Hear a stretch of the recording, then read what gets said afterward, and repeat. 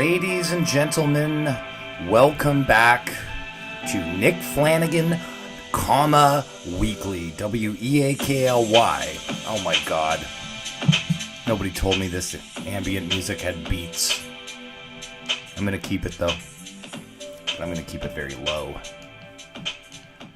This is Nick Flanagan Weekly. I'm your erstwhile host, Nick Flanagan. Did you ever want to hear WTF with Mark Maron, but without Mark Maron and just the part where Mark Maron tells you about his life? Welcome to Nick Flanagan Weekly. Slightly like that. No guests this week, but big things coming for late September, October, if everything works out. The show's really evolving. Thank you for listening. Your support is appreciated. If you'd like to show support in a financial manner, you can buy my album, Wiped Privilege, at nickflanagan.bandcamp.com. It's pay what you can, so do that. And, yeah, thank you for being here over my ambient beats. I'll tell you, this week has not been my favorite for background music.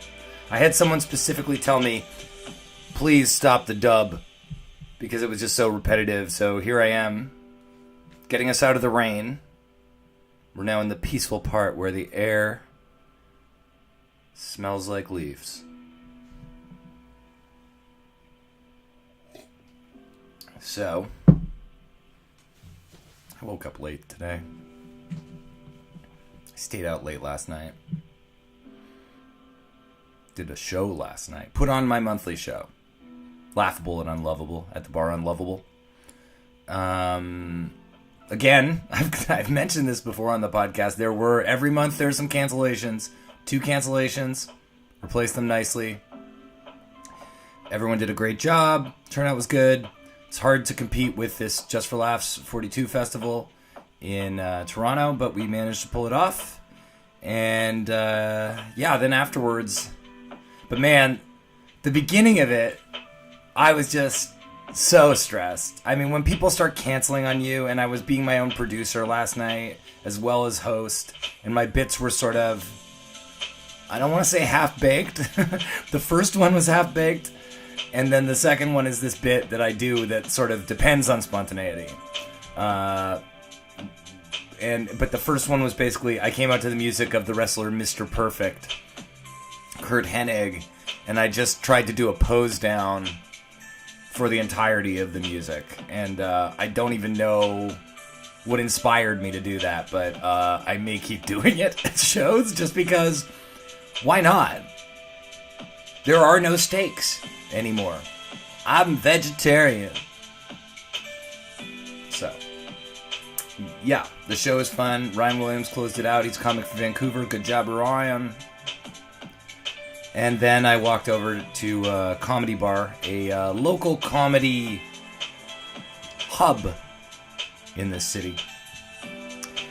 Called Comedy Bar because it is comedy and a bar. And it's open till 4 during this festival for some godforsaken reason. And I caught up with friends. It was my first thing even close to socializing or doing anything at the festival. Caught up with friends. Saw them, talked to them about lots of different things. And got into some intense conversations. Good intense. Celeb sighting. The Roastmaster General himself, Jeffrey Ross. The world famous Jeff Ross was there yesterday. And my friend Tom was talking to him. I said hi to my friend Tom. Jeffrey Ross slightly roasted me. So I'm very proud that happened. I had a bag, and he asked if I was delivering newspapers. Thought it was funny. I thought it was funny when he said that. I approve of the Roastmaster General. And I approve of you, dear listener, and everything you're doing to get through this complicated dungeon called life.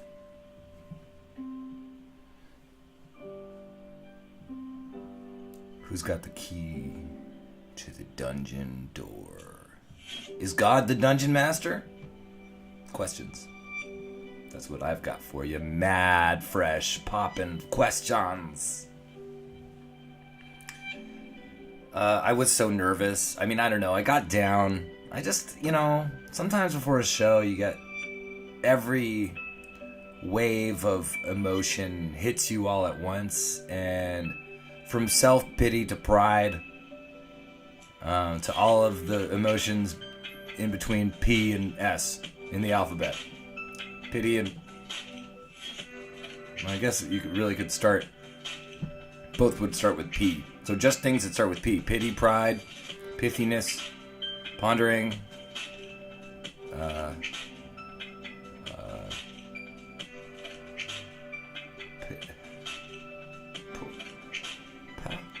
I got no words. Bit of a late start today. Aiming to get these podcasts to you between 2 and 3 every day. All 4 days that I do them. Looks like this one will be a little after 3, but I'm totally stoked. Happy to get it up. No pun intended. No sexy pun intended. Don't even think I'm making a sexy pun.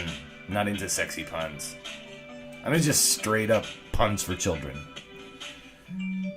Oh, something happened. Yeah, so, self-doubt is a part of everybody's life. We all have it, I would assume. Maybe not Judge Kavanaugh, but most of us do.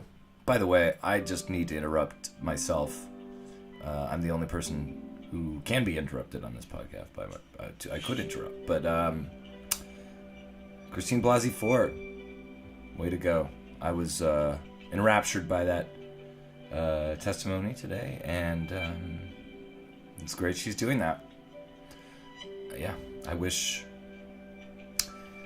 there were ways that people could be a little more anonymous in these types of cases in the U.S. I don't really understand why people are essentially being put in danger in terms of their names being out there as accusers. But that's a story for another day. Over less chill beats. Over aggressive rock. Believe all women. The bass level. The bass level. The bass level to... I don't know. I was trying to insult men there, and I couldn't even think of a good insult for men. Not very woke of me. Did I already complain about how the word woke... Doesn't feel like white people fully co-opted that. Shouldn't we feel a bit bad? Shouldn't we feel a bit bad in general? Self-doubt. That's really where I wanted to take this today. Social media. I insulted it the other day. Today, I am telling you that it can also be good. I was having a very hard time when I was in LA for here and there.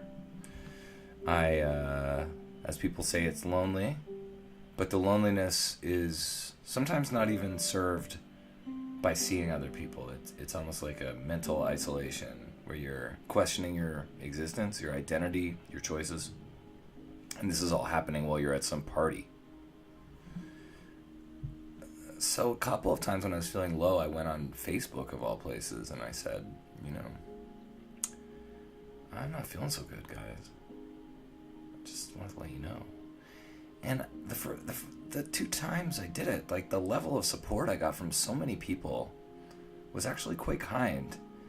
I mean, I know relying on validation from others to feel good is kind of a tricky thing. But I really felt that people were kind and nice, and they told me I was funny, which no crowd has told me in years. No, the crowd told me that last night, and they're going to tell me that tonight at the show. But yeah, it just was I was almost healing in a way, and I think that's partly because although I have thousands of Facebook friends, I've kind of traveled enough that at least 1,000 of them are people I've met or know, and even though people are distant, you met them once and kind of bonded. It's like keeping that memory alive of your story is sometimes helpful to being able to go on into the next moment, because there are already so many moments before, and you're being reminded of those and reminded that there are moments to come. By the way, I'm dividing these shows up. I'm thinking of Thursdays will be self-care Thursdays. Wednesdays, guest day. Tuesdays, Monday would be the news. Tuesday's kind of hijinks. And I'm going to mess with that format, though, because I have some plans for next week that I think are going to be pretty fun. And I really hope they come together. Yeah, so that's all I wanted to say, was that even though Twitter and all that stuff can be this overwhelming sea of stress, if you ask for help or you want to have a discussion of something serious, and you've curated your friend list enough that people aren't saying racist stuff or telling you to eat a crystal and it will dissolve in your stomach and give you healing, unless it's Crystal Pepsi. Crystal Pepsi Slurpee. That would be fun to drink. Yeah, use it for good and not for evil. Don't use it for evil. If you enjoy the podcast, please just tell a friend. That's all I ask. I'm really happy with people listening, and it's been going on, and I'm just interested in that growing, and I'm not in a huge rush to really, really signal boost the podcast quite yet, because I think it's still kind of evolving. But if on a grassroots level, telling your mom about it, telling your dad about it. Kids, tell your mom and your dad about it. I have some listeners in Japan. Japan is my third largest listening group, so if you're in Japan, explain why. I have a show in Waterloo tonight. Waterloo, Ontario, with Pat Bircher and Jordan Brown at one of my favorite places to do a show, the Princess Cafe in Kitchener-Waterloo. And they've been very nice to me. Mark, the owner, has been a good pal.